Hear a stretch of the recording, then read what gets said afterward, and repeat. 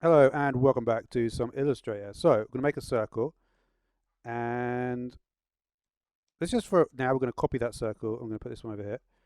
So if we take the text tool here, you can see when I hover over with the text tool, it goes circular like that. If I hold down Alt, press the button, it's actually going to convert that into a text object. So that's why the field disappeared.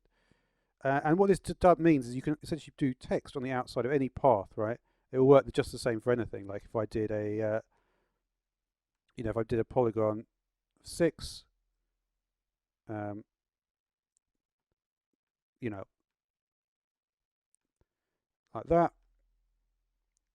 Do the text, wait till it's circular, or and then it will just do it. So you can. So that's really cool, right? That's a really cool thing to do. And I guess, and what I was thinking is with this circle idea is that I could just, if I just had it before, I could just put it back in, right? Yeah. I mean, you can get it pretty good, right? Um, so essentially, as long as you copy the object, because it will destroy it when you put it in, but you will be able to get it back, right? And Control Shift Z is redo. If any of you, I really like my keyboard shortcuts. So yeah. All right, but that's cool. That's how you do text on a curve. Talk about the direct selection tool. So with the direct selection tool, all you have to do is double click on the path, and you can actually move it around. This is unlike this, right? Because you can't actually select the points. Direct selection tool actually lets you select the points individually. So I can select that point, and then shift that point, and then I can move this entire section around, right? So I can make it up to there. So you can make completely different shapes, right? Let's have a look with it with the line tool as well. That might be an interesting way to do it. Line segment is backslash. Okay. Let's look at the direct selection tool. So you can obviously change the where the path is. Oh, I didn't even realize that. If you hold down Alt, a lot of stuff like hold down Alt and stuff will happen. If you hold down Alt, it goes plus, and you're actually going to copy the structure. That's actually a much quicker way than pressing copy. So you can actually copy that structure. So that's really cool. Let's get rid of that. I'm going to go back to this curvature tool, which you may have seen that I quite like. So we'll do click point there, point there, point there. Now if I wanted to make this a straight point, you see when I go there, it's going to close it. Okay, so I double click here. And you can see now, it's actually going to give me a straight path. And now just double click and it will finish the straight path.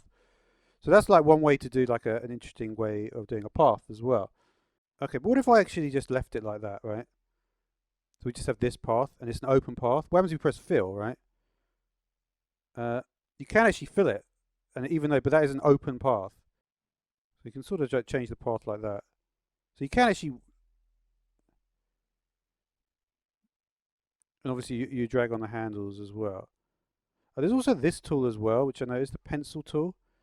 So if you double click the pencil tool, um, basically it's a way to draw. You, if you're not that good at drawing, you probably want to do that. It says Alt key toggles to smooth tool. Um, Well, you can see, for instance, if I wanted to draw, say, that shape again, let's just try and draw that shape I just made. You see, like, this is not like smooth at all. It'll be a bit smoother with the graphics tablet, but if you look how smooth it's going to be, I mean, that's a lot smoother than what I was drawing, right? So that is a good way to do it with the pencil tool. And again, if I put the fill, it would be pretty similar, wouldn't it? The fill is going to be pretty similar, and so you can see kind of the same thing is going on. All right, let's now try. There's also this thing as well. If you go to path, join. You can see that path is an open path. So now it's not. Um, so yeah, that's just a way to make these little shapes like that, right? Um, and I think the ideal use of it, if you have something like this, you know, let's just see what happens here. Yeah, that didn't work quite how I wanted. But basically, it will just connect. I think it just does like a straight line thing.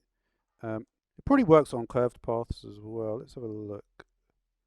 When you're using the curvature tool, I haven't really been using the curvature tool really particularly well. Like, you can just like select points, right?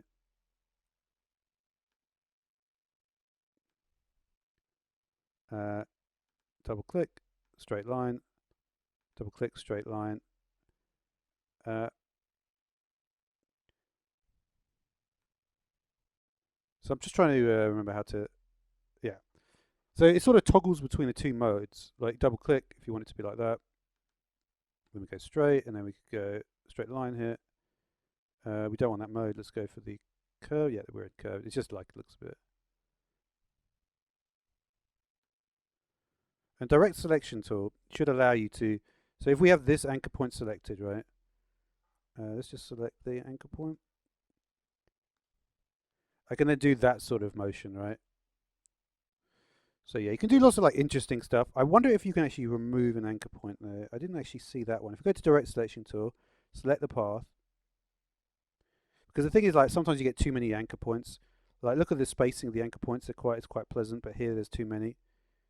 Like if I try to remove this anchor point, let's see what happens. Just removes the whole section, right? Oh no, this one. So yeah, this is the pencil tool as well. So say we've got this curved path with the pencil tool.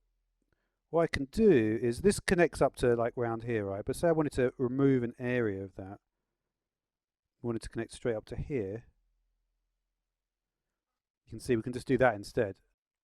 So if I take this, and then I wonder if we can just, yeah, you can connect it directly to the path. Perfect.